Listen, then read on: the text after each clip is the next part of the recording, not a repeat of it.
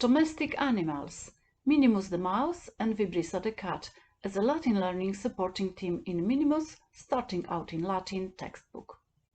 Hello, my name is Marta Pszczolińska. I am from the Faculty of Artes Liberales at the University of Warsaw.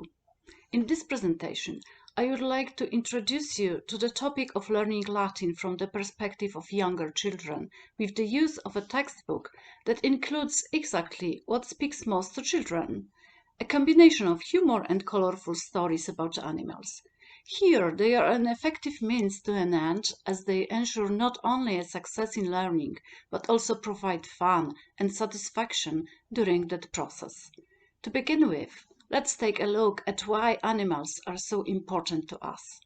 As the early man domesticated animals, they were to accompany him and fulfill specific functions serving humanity.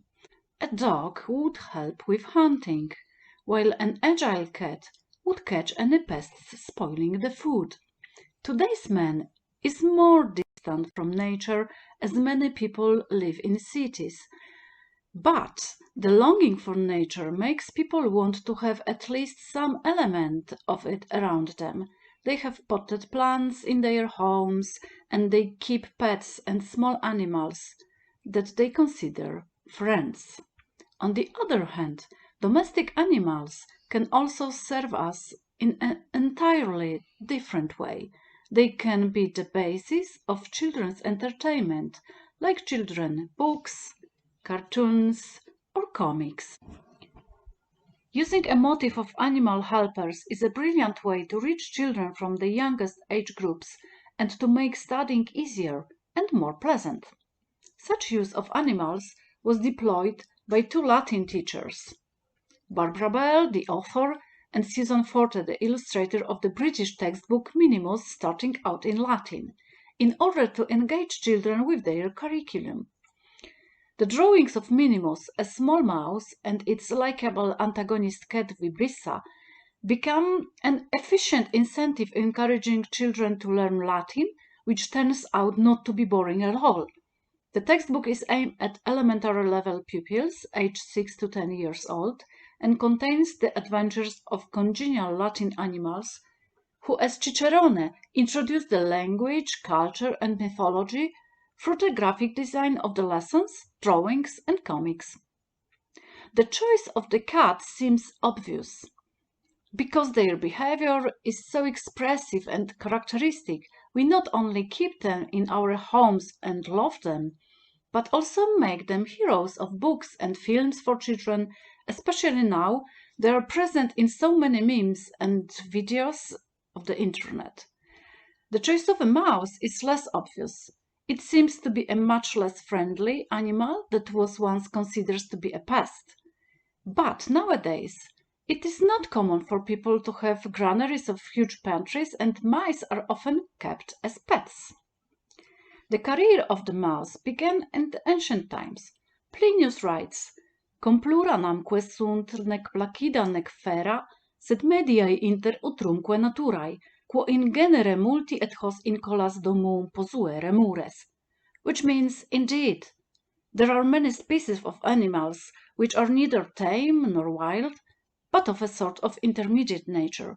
Many persons have placed that inhabitant of our houses, the mouse, in this class also, an animal which is not to be despised.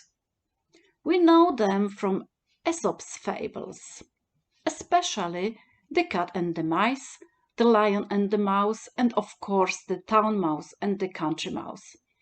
The motif from La Fontaine's The Lion and the Mouse is used, for example, by C.S. Lewis. It can be easily spotted in the Chronicles of Narnia, in the moving scene when mice bite through Aslan's shackles. Contemporary culture, and especially pop culture, has established a new image of the mouse as a friendly, likable, and sometimes even brave creature, for example, like in the case of Rippy Chip from Narnia. Take the most famous mice in the world: Mickey Mouse, Stuart Little, Speedy Gonzales, or Jerry from the Looney Tunes cartoon, Alexander the Mouse from Maya the Bee. Disney's rescuers Bernard and Miss Bianca, and the absolutely adorable heroine of the bedtime cartoon, Maisie. Minimus is depicted exactly in this convention of a friendly mouse protagonist, which can be treated as a smart and likable pet.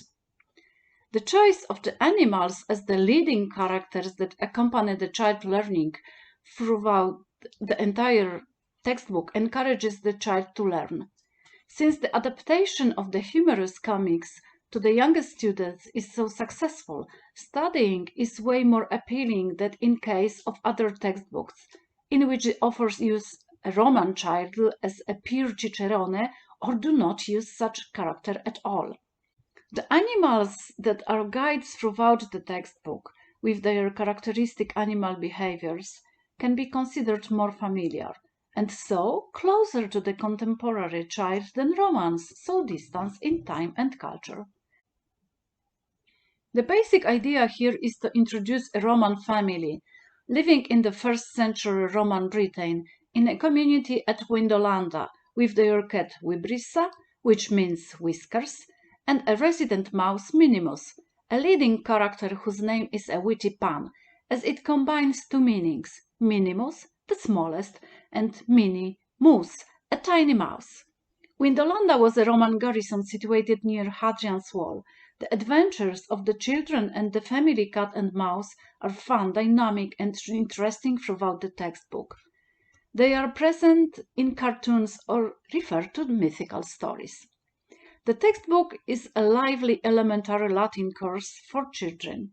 It combines a basic introduction to the Latin language with background cultural information on the Roman civilization in Britain.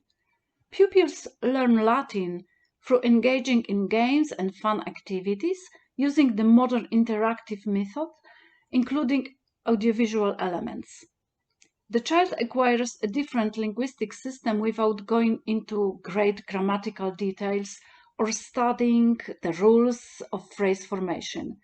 This allows the early basic use of the conjunctives and declension without their deeper understanding. The vocabulary is explained through entire phrases, excerpts or terms, for example, explaining the date without explaining the rules of the Roman calendar. Ante diem tertium idus septembres means September 11th. The book consists of 12 chapters, organized by theme. Each of them is abundantly illustrated. The drawings are ink, watercolor, and crayon, styled to resemble children's crayon strokes, and contains a mixture of comic stories and myths, simple grammar, explanations, and exercises. There are few exercises, and they are matched to the age group.